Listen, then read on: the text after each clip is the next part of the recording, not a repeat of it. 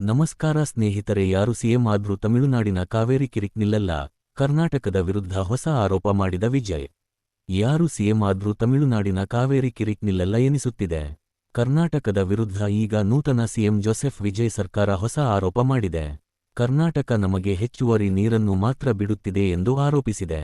ತಮಿಳುನಾಡಿನಲ್ಲಿ ಇಂದಿನಿಂದ ವಿಧಾನಸಭೆ ಅಧಿವೇಶನ ಆರಂಭವಾಗಿದ್ದು ರಾಜ್ಯಪಾಲರು ಜಂಟಿ ಅಧಿವೇಶನವನ್ನು ಉದ್ದೇಶಿಸಿ ಮಾತನಾಡಿದ್ದಾರೆ.